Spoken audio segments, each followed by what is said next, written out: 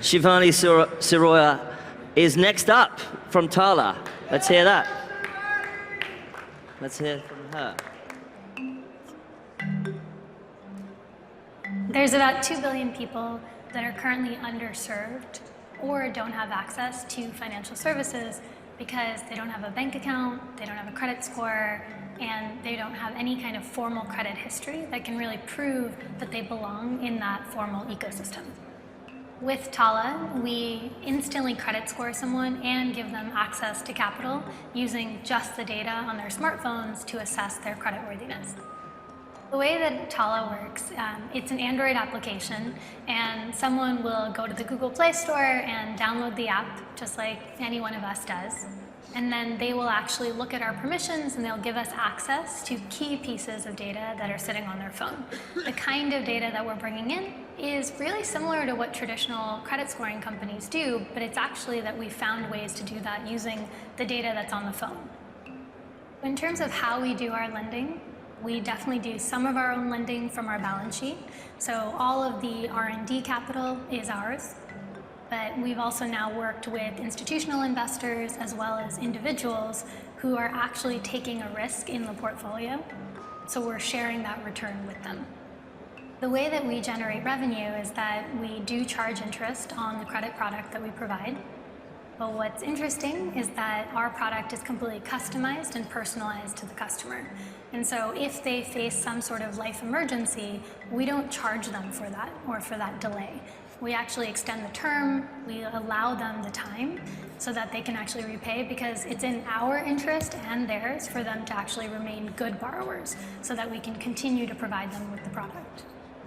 Our greatest challenge as Tala is the fact that there are 2 billion people around the world that are currently underserved. And so it's not enough for us to be in just 2 or 3 countries. We do need to prove that this model can scale and that is viable across all countries and continents. And that's really what's going to change the system, is for us to be able to prove that this business model works, but really to prove the creditworthiness of billions of people around the world.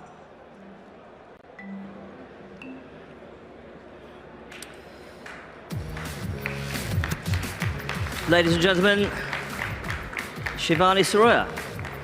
Hey. Hello, how are you? Great to see you. Thanks so much for coming to TechCrunch Spotlight, Founder Spotlight.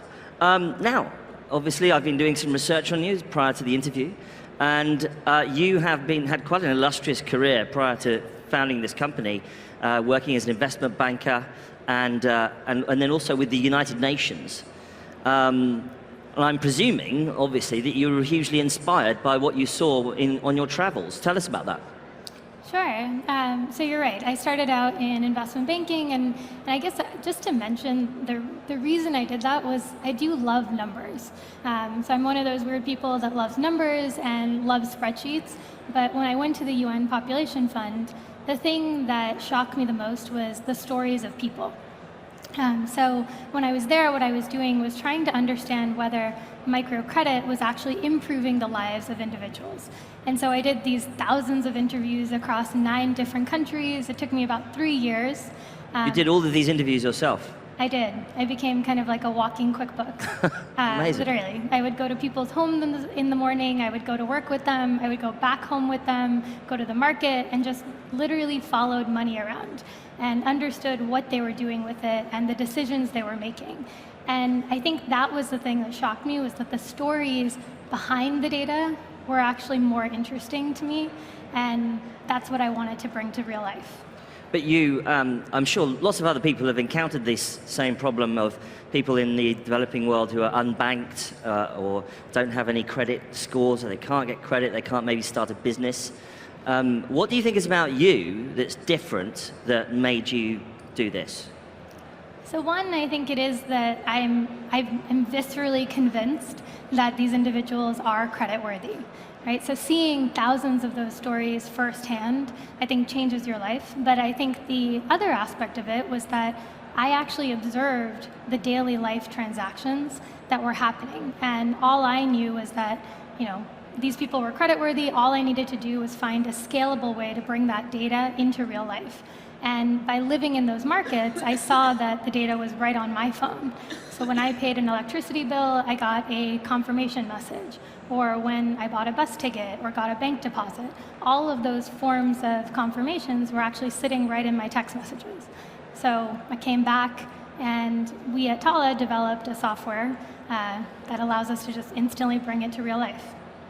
That's incredible, isn't it? Because without actually having done it yourself, you wouldn't really know how it all works. And I suppose, and obviously you realize that, that so much of this is done with the phone now, that all of this data is in the phone, and up here comes the idea, I presume. Exactly. Well, Yeah. a friend of mine actually made the aha moment happen for me. Yeah. I was in these markets, and I was in India at the time, actually. I was in Chennai. And one of my friends came up to me and asked me why I was actually using my own capital and lending to one of the women that was in our community. And I had actually unconsciously been doing it. So I didn't actually even think about it until she asked me the question. And then, she said, well, when I look at these other women that are on the same street, they're all selling tiles. They all look exactly the same to me. So how do you know that this particular person is creditworthy? And it occurred to me that really the way I was underwriting her was actually based on the fact that she had put aside 30% of her income to pay for her son to take this computer exam. She was someone that in the community was planning 2 other weddings for other kids in the community. There were just all these things about her that made her someone that was trustworthy. And so I realized it was her life and not traditional data that I was using. Incredible. So you've got all this passion. You said you're viscerally convinced, and you've encountered these problems yourself personally. You've also, I think it's quite an interesting that you're actually from India. You're from Rajasthan in India, I believe. So you really do understand this situation. But when you are being a founder, you're having to convince other people of what you viscerally believe in. Mm-hmm. How do you communicate your passion to those people? So I think I joke about this at work, but I am fearlessly romantic in a sense. I think in some ways, as a founder or a CEO, you have to just keep putting yourself out there and knowing that in some ways your heart's going to get broken and you're going to get stomped on. But for some reason, we all keep doing it, right? And I think the other aspect is that no one's ever done it before. Right? So there are no expectations of what you need to be or what the path is going to look like or even what success looks like. And so without having those expectations in mind, I think it allows you to be a lot more open and willing to actually share your idea. And because there is this, it's a business, but it's also, there's a real sort of social justice mission almost behind it, isn't there? Do you think, can that be an advantage to what you do, or can it sometimes be a disadvantage? Do you find people misinterpreting your motivations, or they kind of think of you almost like a non-profit or maybe someone who's on a mission rather than to create a big business, and perhaps investors might feel skeptical or something? I mean, I've definitely been asked the question, are Yeah. you more focused on the profitability of your company or the mission? How do you react? And I usually say that I think that's a stupid question. I think for us, it is one and the same. We are a for-profit company, and I actually believe that for us to actually succeed and actually make progress towards solving this, we actually have to be incredibly profitable in order for other competitors and other people to actually come in and try to solve this problem alongside us. There's 2 billion people out there that are underserved, and so it's not just going to be one company. You're not going to get very far, I suppose, just going to, say, a charitable foundation and asking for another handout or something, if you were trying to tackle the same problem in a different way. Eventually the money runs out. Exactly. And I think it's more dangerous in some ways when products actually, go down instead of being sustainable. That hurts the customer more. Because the product is no longer there. Yeah, because then they've now become dependent on something, and then you've taken that away. don't you sometimes think about your life as an investment banker, traveling the world, first class, I don't know, maybe business class, you know, you could have any career. Why are you staying and doing this one? I think it comes back to the fact that I wanted to solve a problem. It wasn't about starting a company for me, but I, literally came back, did go back into investment banking, and realized that this was the thing that I wanted to do, and started to work on developing it and used my own savings to get started. And one day my boss actually came to me and said, I think you have another job. Because he's like, when I Google you, the name of the firm is not what comes up. Your boss found out by Googling? Yeah. Gosh. And so what did you say? Did you say, oh dear? The funny thing was, he was like, why don't you take some time off, think about it, get your head back on. Right. And then about a week later, I was like, no, this is exactly what I want to do. So. Thank you for Googling me, I'm off. Yeah. Do you other people in your team that you hire, they could probably do something different as well. They're obviously on board with the program. It's true. I talk about this a lot, which is, there are people that came to us from Goldman, from other investment banks, from Google, from Apple, and we can all go get other jobs. But I think when we think about what failure is, it's actually not solving the problem. And so every morning we wake up, and that's why we're there. We start board meetings with our vision and our mission, and really focus on what we actually think matters, and not necessarily the other things around being a startup and being a venture-backed company. Do you get frustrated with other products that you see in the marketplace tackling issues like this? There have been a few other attempts to do this kind of thing or something similar. Certainly. Does it annoy you? Do you get angry about those guys? I think of it as, again, if our mission is really around access, choice, and control, then in some ways we are happy that there are choices, but we want our customers to stay with us. And so I will say we are very competitive. So it drives us to make better products and provide more quality to our customers. Do you have a particular philosophy? Or perhaps a psychological approach to what you do, or how you think about problems?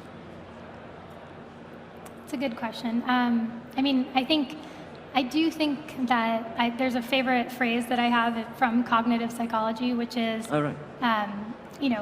really what we see is what we know.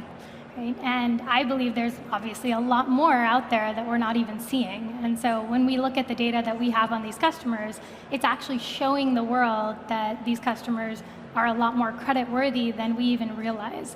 And that there is a ton, actually, about $2 trillion of unmet capital actually waiting to be unlocked in these markets. And so I think about that as how we solve problems, how we provide feedback to each other at our company. And if we can actually see the best in each other, then in some ways you're actually bringing the best out into the world. What happens when you meet someone who's much more cynical about these things? And do you sort of thump the desk and give them a hard stare?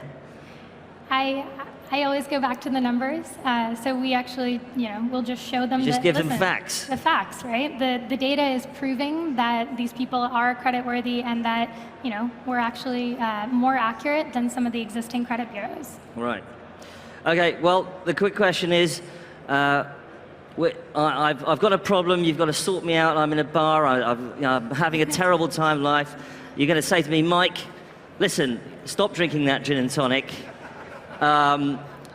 And pull yourself together. What do you say to me?